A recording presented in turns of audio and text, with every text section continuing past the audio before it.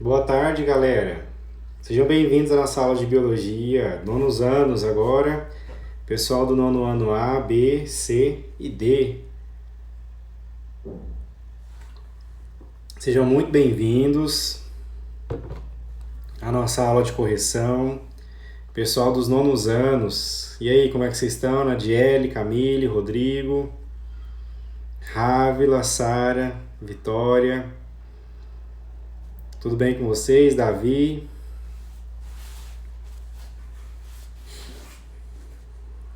Vitória, tudo bem, galera? Marília, Gabriela, Karen. Tranquila, Nadiele? Emanuele, Gabriele, João Vitor. Pessoal, vocês que já entraram, eu vou pedir vocês para pegarem a ficha, Andressa, né? Vai contar. A presença hoje vai contar igual às outras, viu, pessoal? Lembrando que assim que a live finalizar, quando a live terminar, vocês mandem o nome completo e a turma de vocês por direct, lá no privado do professor, tá bom? Não se esqueçam. Bom, pessoal, para vocês que já estão aqui, eu gostaria de dar o seguinte recado. Deixa eu explicar rapidinho aquela questão do formulário de autoavaliação. Aquele formulário de autoavaliação, quando vocês abrirem ele no celular ou no computador, vocês vão se deparar com a descrição desse formulário. Na descrição do formulário tem a aula que é para vocês avaliarem. Então, é uma aula em específico. Tem lá o dia da aula e o nome. Se eu não me engano, é a aula do dia 2 de setembro, que é aquela sobre o que são unidades de conservação. Daí vocês vão responder o formulário de autoavaliação com sinceridade, com tranquilidade, tá? Aquilo ali não é uma prova, é somente uma autoavaliação sobre aquilo que vocês estão aprendendo, tá? E aí vocês dão respostas sinceras lá, tá bom? Beleza?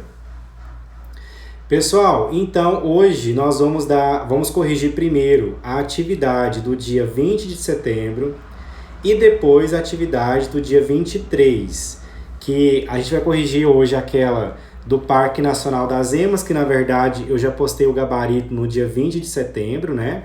A atividade na verdade foi antes, né? Foi dia... Deixa eu olhar aqui rapidamente.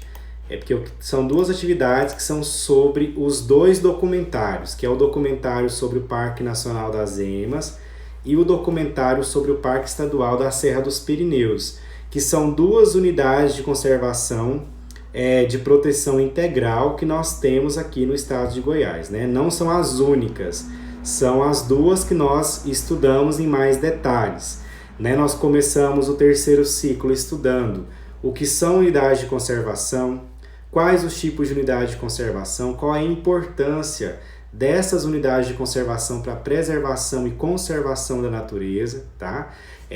Sem elas, a gente não teria muita coisa por aí, igual, por exemplo, quando vocês vão visitar o Parque Estadual da Serra dos Pirineus, lá em Pirinópolis, e vocês chegam lá num pico, que é o pico da igrejinha que eles falam, quem aqui conhece Pirinópolis já deve ter ido lá, você consegue olhar lá e ter uma altitude, né, bem alta, bem grande assim, vamos dizer assim, bem alta seria muito redundante, né? Então a gente sobe ali e tem uma visão panorâmica muito ampla por causa da altitude ali.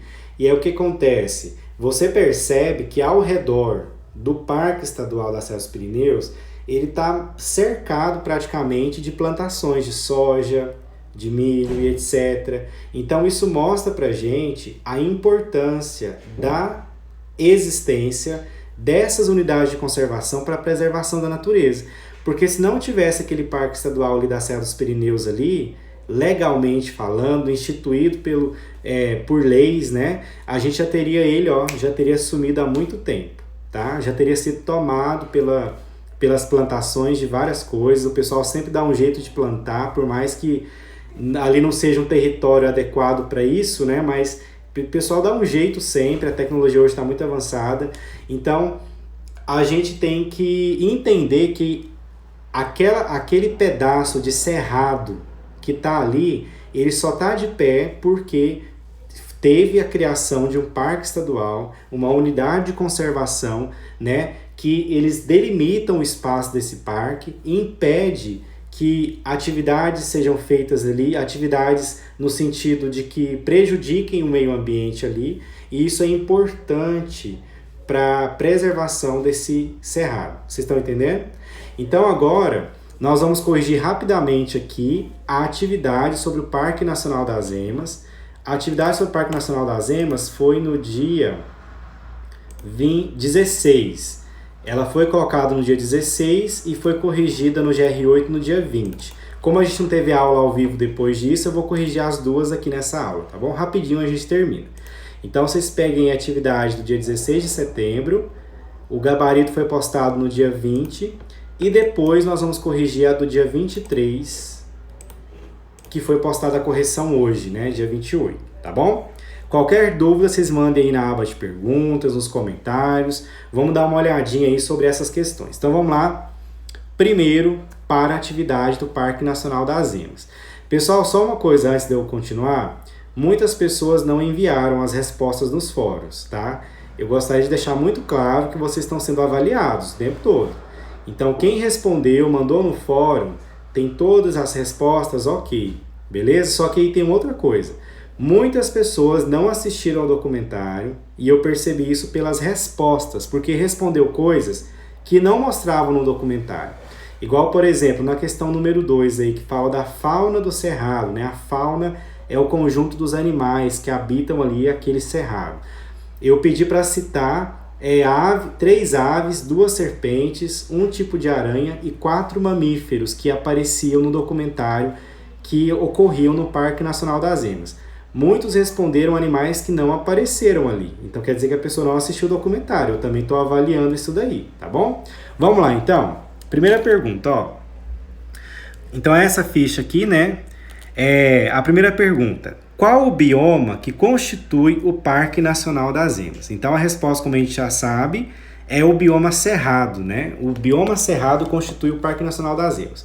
Quando eu falo de bioma, pessoal, eu estou falando de um conjunto de vegetação, de fauna, de natureza, vamos dizer assim, que tem uma vegetação específica, tem espécies animais específicas que habitam ali, então isso forma um bioma, juntamente com o tipo de solo, tipo de clima, tudo isso forma um bioma, certo? Então o cerrado, que é a vegetação que nos cerca aqui, né, nós somos cercados pelo cerrado, ele tem características próprias, como a gente já viu, a questão das árvores de troncos tortuosos, a questão, por exemplo, da distribuição dessas árvores. Nós já vimos vários aspectos sobre as plantas do cerrado. Então isso forma um bioma. Então a pergunta foi, qual é o bioma que constitui o Parque Nacional das Emas, que vocês viram no documentário? Que é um parque que está localizado no sudoeste do estado de Goiás, né? Está na região sul do estado de Goiás, mais para o lado oeste ali, sudoeste. Então, esse bioma é o cerrado, certo? A resposta do número 1 é apenas isso, beleza? Vamos para a número 2 então? Foi essa que eu falei, ó. Na número 2, eu pedi para vocês falarem assim, ó, que a fauna do cerrado ela é bastante diversa, né? Isso é mostrado no documentário sobre o parque, como a gente viu. Nós temos uma diversidade enorme de insetos, de mamíferos, de répteis, de anfíbios e de aves também, certo? Então eu pedi para vocês citarem, com base no documentário, os nomes de 3 aves, 2 serpentes, um tipo de aranha que mostra ali, que é, né, a aranha faz parte de um grupo chamado artrópodes, tá? Ela não é um inseto propriamente dito. O inseto é uma classe dentro de artrópodes. Vocês vão estudar isso melhor lá no ensino médio. Então a gente tem um tipo de aranha e 4 mamíferos que aparecem no documentário. Então, serão consideradas, né, foram consideradas apenas as respostas baseadas no que aparece no documentário. Ou seja, podemos citar 3 aves que têm nomes populares, ó, a graia do campo, a maria faceira e o pica-pau do campo, 2 serpentes que apareceram lá, a sucuri verde e a cascavel, a aranha foi uma aranha colonial, como a gente viu, e os 4 mamíferos que apareceram, né, que você pode citar, apareceram mais, você pode citar esses 4, queixada, cachorro do mato, o veado campeiro e as antas, beleza? Bom, galerinha, sobre a questão do nome do rio que corta o parque, a gente viu que o nome principal do rio é o Rio Formoso, e esse Rio Formoso ele se junta ao Rio Jacuba, como a gente chama, para formar um rio corrente, né? Formar um rio aí muito maior, tá bom?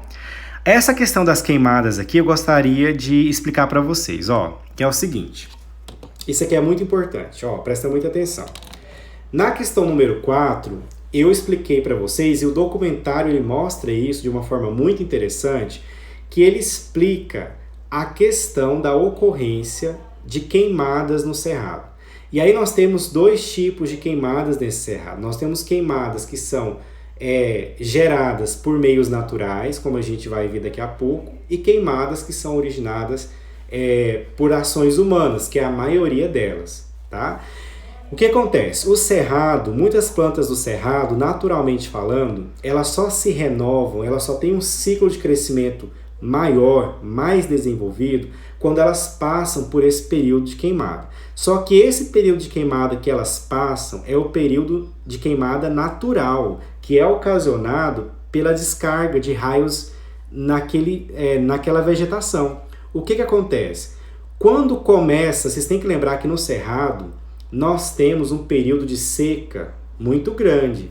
Nós temos aí, no mínimo, sei lá, vamos jogar aí no mínimo 6, dependendo do ano, de 6 meses sem chuva por aí. Obviamente pode ocorrer uma chuva ali ou nesse meio, mas a gente fica muito tempo sem chuva. 5 meses, 4 meses, às vezes até mais do que isso, tá? Vai depender do ano aí. Então essa vegetação ela fica muito seca. Então por ela ficar muito seca, ela está propensa a queimar mais facilmente, certo? O que acontece? Assim que está finalizando a estação seca, que começa o período de chuva, ao começar o período de chuva eu tenho formação de nuvens e eu tenho descargas elétricas. Muitas vezes esse cerrado ele ainda não foi totalmente hidratado. Pode ter dado uma chuvinha fraquinha ali, mas isso não foi suficiente para as plantas se renovarem completamente. O que acontece? Podem acontecer descargas elétricas. Essas descargas elétricas elas atingem o solo, atingem alguma árvore, alguma coisa que está seco. E isso provoca um fogo, porque a descarga elétrica ela é tão forte que eu tenho uma transformação de energia aí. Eu tenho uma transformação de energia elétrica em energia, nesse caso, química, né, e térmica, porque libera calor formando fogo. Então, essa energia que foi transformada a partir aí do raio, isso faz pegar fogo na vegetação, e aí esse fogo se espalha.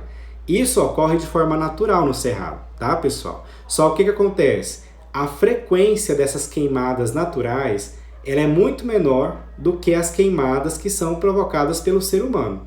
Então nós sabemos que tem muitas queimadas que são ocasionadas, a maioria delas, por ação humana. E é isso que vai determinar se vai prejudicar esse meio ambiente cerrado ou não, tá? Então essa foi a pergunta nesse sentido que eu gostaria que vocês respondessem na 4. Então vamos lá ler a questão? Fala assim, ó, que as queimadas elas podem ocorrer de forma natural e de forma humana. Esta última, né, a humana, causando muitos transtornos para as espécies e para o ciclo de renovação da vegetação. O que pode causar os incêndios naturais e de que forma? Já expliquei para vocês, né? Mas vamos ler juntos, ó. Os incêndios naturais podem ser causados pelas descargas elétricas, os raios, que ocorrem no início da estação chuvosa, quando a vegetação ainda está seca e mais propensa a pegar fogo. O incêndio natural acaba quando vem a chuva, certo? A chuva de fato. Então, pessoal, o ciclo natural dessas queimadas, ele é importante para a renovação do cerrado. Só que o ser humano, ao entrar com fogo no cerrado, o que vai acontecer? Ele vai quebrar um ciclo natural. Então uma planta que ela tinha, sei lá, que ser submetida a uma queimada e já estava ótimo para ela, ela não vai conseguir completar o seu ciclo de renovação. Isso vai matar muitos animais, eu vou ter uma consequência drástica na fauna, que são os animais que compõem o cerrado, na flora, que são as vegetações, as plantas que formam isso. Então o ciclo ele vai ser quebrado, o ciclo natural. Sem falar que de poluição do ar, liberação de gás carbônico na atmosfera e por aí vai. Beleza? Então isso é extremamente importante da gente entender a diferença de queimadas naturais e de queimadas que são causadas por ações humanas. Alguma dúvida até aqui? Tá tudo certo? Confirme aí para mim se tá tudo ok. Podemos continuar?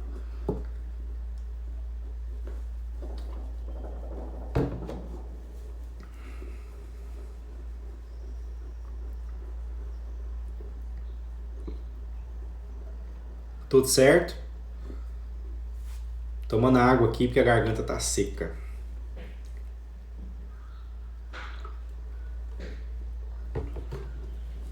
Então, beleza, pessoal. A número 5 e última dessa ficha, para a gente ir para o Parque Estadual da Serra dos Pirineus, ela pergunta: qual a atividade humana que mais tem ameaçado a vegetação do Cerrado e a sua fauna? Essa pergunta aqui, vocês que observam as coisas ao redor de vocês facilmente respondem, que é a questão da agropecuária, né? Então, quando a gente tem a agropecuária praticada de forma exagerada, vamos dizer assim, nós temos grandes extensões de terra que são originadas, por exemplo, de desmatamento, de destruição da flora e da fauna ali. Isso gera um problema para o cerrado. Então, a questão não é, professor, não pode plantar? Não pode e deve, né? A gente precisa comer, nós precisamos nos alimentar, precisamos desses alimentos. A questão é as extensões, a quantidade de desmatamento que vem sendo realizada por causa da agropecuária. Então, nós temos que entender que muitas vezes algumas coisas, algumas plantações muito extensas, elas produzem muito além daquilo que a demanda está pedindo. Às vezes muita coisa é desperdiçada, não é aproveitada, tá? Então nós temos que analisar tudo isso. Então quando a gente tem a agropecuária praticada de maneira não sustentável, que ela desmata de forma assim muito além do que poderia fazer, isso gera um problema ambiental. E esse problema ambiental tem ameaçado o cerrado. O cerrado já perdeu a maior parte da sua vegetação natural. Então, assim, por plantações, por questão de pastos, né, de fazer pastos muito extensos, tudo isso tem um impacto ambiental, certo? Então, qual a atividade humana que tem ameaçado a vegetação do cerrado e a sua fauna? Ó, é a agropecuária, quando praticada de maneira extensiva e não sustentável, tem ameaçado a vegetação do cerrado e, consequentemente, a sua fauna. Então não é questão, não vai plantar, não vai produzir, não é isso que eu estou falando. O que eu estou falando é que muitas vezes a extensão de terra que eles pegam e a quantidade de árvores que eles cortam é muito alta e isso tem um impacto direto na preservação do cerrado. Então o cerrado está diminuindo por causa disso, beleza? Então a principal atividade humana que tem ameaçado o cerrado é a agropecuária. Tá bom? Pessoal, vamos lá para a ficha então do Parque Estadual da Serra dos Pirineus para a gente finalizar, tá? Estamos acabando a nossa aula, falta só mais uma ficha. Eu gostaria de saber se vocês têm alguma dúvida. Está tudo bem com vocês aí? Alguma dúvida? Deixa eu ver se vai abrir aqui a ficha. Ela não estava querendo abrir, gente. Agora abriu. Vamos lá. Nenhuma dúvida, né? Podemos continuar? Então, beleza. Galerinha, aí nós estudamos então em uma semana o Parque Nacional das Emas e na outra semana passada, nós vimos o Parque Estadual da Serra dos Pirineus. Então, são duas unidades de conservação que estão presentes aí no estado de Goiás. E daí, quando a gente voltar depois da avaliação, né, nós vamos ter atividade de revisão essa semana. Depois, quando a gente voltar para o conteúdo normal, nós vamos continuar estudando sobre essas unidades de conservação, não só do estado de Goiás, mas do Brasil. Então, vocês vão assistir muitos documentários interessantíssimos, muito bonitos, que mostram a beleza da nossa natureza. E sempre vão responder um questionário assim sobre aquele documentário. E a gente vai ter também direto assim essas lives para a gente corrigir a atividade, tá bom? Vamos lá, então. Número 1. Quando foi criado o Parque Estadual da Serra dos Pirineus? Então, aqui é a pergunta de número 1 que eu fiz para vocês. Deixa eu pegar aqui. E a resposta é que o Parque Estadual da Serra dos Pirineus ele foi criado em novembro, né, de 1987. Então, já tem bastante tempo aí, né? Já tem mais de 30 anos, tá? Que ele existe. Tá? Assim, foi criado no sentido de delimitar o espaço para ele. Qual o tipo de paisagem predominante no parque? A gente tem o que a gente chama de cerrado rupestre, que são aquelas rochas, né, que eu tenho a formação de vegetação em formações rochosas. Eu não sei se vocês já repararam, mas em Perinópolis, naquela região ali, a gente tem bastante cerrado com uma grande quantidade de pedras, de rochas mesmo. Esse nome rupestre vem de rocha, de pedra mesmo, tá? Rocha. E ali eu tenho a formação de vegetação em cima dessas pedras, por um processo ali que levou não sei quantos milhões de anos para se formar. Então ali eu tenho a vegetação predominante é o cerrado rupestre. Isso não quer dizer que não ocorram outras formações ali, como por exemplo o Campo Limpo, aqueles campos abertos assim, a gente encontra também na Serra dos Pirineus. A gente encontra as formações florestais, que são aquelas regiões que as árvores ficam mais juntas, que parecendo uma floresta, certo? Principalmente perto de regiões com muita água. Então eu tenho também o Cerrado stricto sensu, que é aquela região que tem aquelas árvores tortuosas, com caule torto, baixinhas, com a casca da árvore bem grossa, né? Com as folhas bem... parece couro, né? Para não perder água. Então, assim, aquilo tudo ali é o cerrado stricto sensu que eu estou falando, mas além disso, eu tenho o cerrado rupestre, que é quando eu tenho aquela quantidade de pedras muito abundante, que é o caso ali da Serra dos Pirineus, tá? Então, a paisagem predominante no parque é cerrado rupestre, com vegetação e formações rochosas.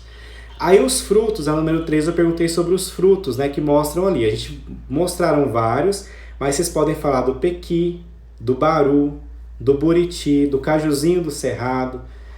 São plantas, são frutos aí típicos, né, do cerrado. A gente tem também a gabiroba, tá? A gente tem a mamacadela, são vários tipos de frutos aí. Se você citou esses quatro principais, já tá ótimo, beleza?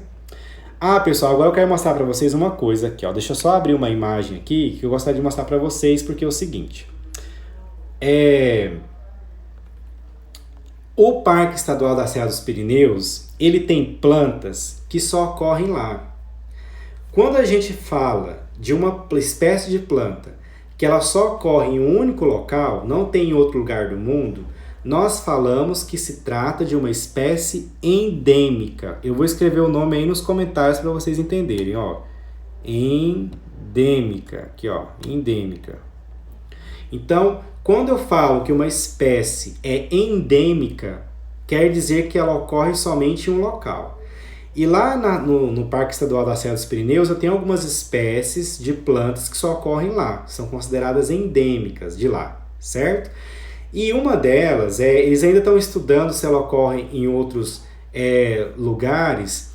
Parece que eles encontraram essa planta em outros locais, mas não de forma muito abundante, tá? Que é uma planta carnívora, ela gosta de se alimentar de moscas, né? Ela é insetívora, mas é considerada planta carnívora, que ela é chamada de drósera. Eu vou mostrar uma foto dela para vocês, tá? E vou explicar. E é uma planta carnívora, ela é bem pequenininha, ela fica escondida no meio ali das gramíneas, é difícil ver ela, e ela ocorre bastante no Parque Estadual da Serra dos Pirineus, que é essa planta aqui, ó. Vou mostrar uma foto aqui para vocês, só um momento. Ela é chamada de drósera, e vocês vão perceber que nas folhas dela tem umas gotículas que parecem saliva, que na verdade essas gotículas é mucilagem, que é tipo uma cola, assim, que quando a mosca pousa ali na planta, ela fica grudada. E aí a planta consegue digerir, né? Lançar enzimas sobre esse inseto para digerir as proteínas dessa mosca e desse inseto, tá? Então, por isso que ela é considerada planta carnívora. Então, vou mostrar aqui para vocês uma imagem dessa drósera. Deixa eu só abrir aqui um pouquinho a imagem para ver se vai aparecer para vocês aí. É uma planta, assim, bastante bonita. Só que ela é bem pequena e é difícil visualizar ela no parque. Eu lembro quando a gente estava fazendo universidade, a gente foi ali procurar essa planta e foi muito difícil encontrar, porque ela é bem pequena e ela fica bem escondida. Só um momentinho que eu vou mostrar ela para vocês. Aqui, ó. Acho que agora vai abrir, ó. Vou virar a câmera aqui, tá? Essa planta aí, estão vendo? Vocês estão conseguindo enxergar? Confirma aí pro professor, vocês estão conseguindo ver? essa planta aí, ó. Reparem que ela tem um monte aqui, ó. Tá vendo essas bolinhas? Cada bolinha dessa é uma secreção, é uma substância que ela gruda. Quando a mosca pousa ali, ela fica presa. E aí a planta se fecha sobre essa mosca, ela fica presa ali, e depois a planta absorve as proteínas e outras substâncias que formam o corpo da mosca para poder se alimentar. Então é uma planta que ela faz fotossíntese, mas ela também se alimenta de insetos. Então essa aqui é a chamada Drosera. Eu vou escrever o nome dela aí nos comentários, ó. Vou colocar nos comentários, vocês olhem aí, Drosera. Então a Drosera é o nome popular dessa planta e também é o gênero dela, certo? Então essa daqui é uma planta carnívora que ocorre lá no Parque Estadual da Serra dos Pirineus. E é uma planta que, se não fosse o Parque Estadual, a existência dele, provavelmente ela já teria entrado em extinção. Isso aí que eu estou mostrando para vocês, alunos, para vocês entenderem a importância da existência dessas unidades de conservação para a gente preservar a natureza. Olha que planta mais linda. Imagina se isso sumir por causa da atividade humana. Então, por isso que esses parques eles são extremamente importantes para preservar esse tipo de planta, de outros animais, de insetos. Tudo isso é muito importante, estão vendo? Então, voltando agora para a atividade eu perguntei para vocês, ó. Deixa eu colocar aqui na questão de novo. Eu perguntei para vocês, deixa eu ver se vai abrir aqui. Qual que o documentário cita, né, a existência de uma planta carnívora no parque? Se sim, qual? Sim, ele cita. E qual é essa planta? É a Drosera, que ela se alimenta também de insetos como moscas, por isso ela é chamada de insetívora. Então ela é uma carnívora insetívora. Deixa eu mostrar aqui a resposta para vocês, ó. Número 4. Então aqui, ó, sim, a existência da planta chamada Drosera. Ela é uma planta carnívora que se alimenta também de insetos como moscas, por isso ela é chamada de insetívora. Pessoal, a 5 e última pergunta. Segundo o documentário, o que é o plano de manejo de uma unidade de conservação? Para que ele serve? Ó, a resposta oficial eu já coloquei lá no GR8 para vocês. Agora eu quero que vocês entendam o que é esse plano de manejo. Isso aqui é extremamente importante para a gente finalizar, tá? Então prestem muita atenção que eu posso cobrar isso de vocês depois na avaliação. Ó, pessoal, é o seguinte. Vamos ao seguinte raciocínio. O Parque Estadual da Serra dos Pirineus, que é o exemplo aí que a gente está estudando nessa semana, ele foi criado em 1987. Então quer dizer que antes da existência do parque, obviamente que existia a região ali. Só que é uma região que ela, se não criasse o parque, se não delimitasse a região do parque, provavelmente ela já teria sido substituída por plantação. Porque o ser humano adora destruir as coisas também, né? Então, a gente sabe que, por mais que seja necessário, existe um limite, né? Que a gente tem que preservar a natureza também. E aí, o que vai acontecer? Quando eles vão criar um parque, uma unidade de conservação, eles têm que elaborar um documento. Assim como a escola nossa ali tem um documento que a gente chama de projeto político-pedagógico, é um documento que fala da missão da escola, o nome da escola, essa escola ela serve para quê, quais são os recursos, os professores, as turmas que tem na escola, é um documento da escola. Usando esse raciocínio, toda unidade de conservação ela tem que ter um plano de manejo. Esse plano de manejo ele é um documento que vai incluir os animais que tem ali naquele parque, se esses animais estão em extinção ou não, em risco de extinção ou não, quais são as plantas que ocorrem ali, né? A fauna e a flora. A fauna são os animais, né? A flora são as plantas.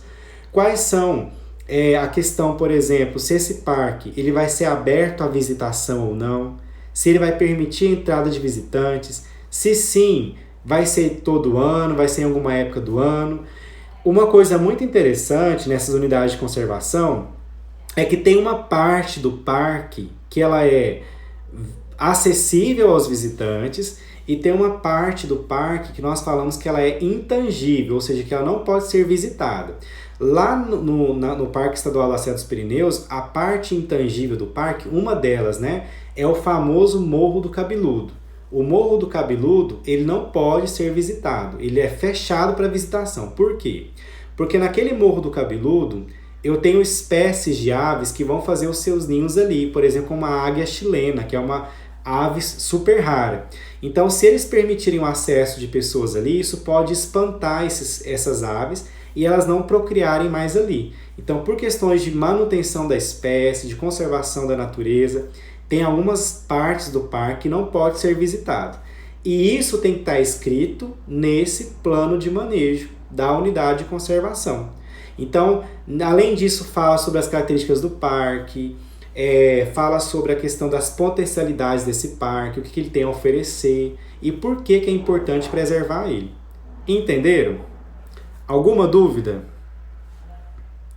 Alexandre, essa retrospectiva eu já estou fazendo aqui, ó, explicando sobre as unidades de conservação, sobre os planos de manejo, e a atividade de quarta-feira vocês vão ter exercícios sobre o conteúdo que nós estamos estudando desde setembro, desde o início de setembro. Então vocês vão estudar sobre unidade de conservação, o que são as unidades de conservação, os tipos de unidades de conservação, que são as unidades de conservação de proteção integral e as de uso sustentável. Vocês vão estudar sobre esses parques aí, Estadual da Serra dos Pirineus e o Parque Nacional das Emas. Vou fazer perguntas sobre eles, tá bom? Então, alguma dúvida, pessoal? Já terminamos aí a nossa correção. Gostaram da aula? Tem alguma pergunta? Lembrando que esse vídeo vai ficar disponível gravado para vocês no perfil do professor. Vocês podem assistir quantas vezes vocês quiserem. Beleza?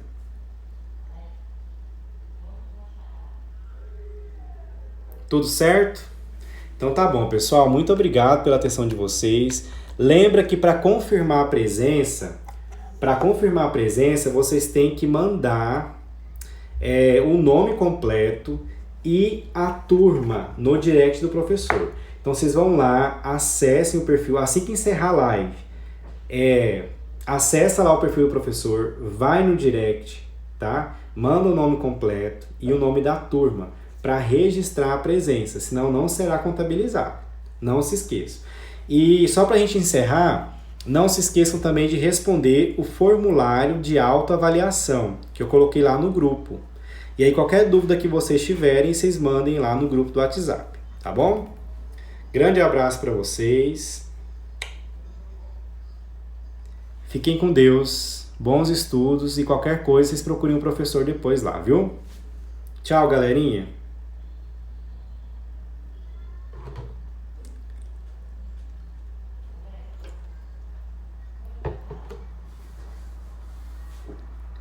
Tchau.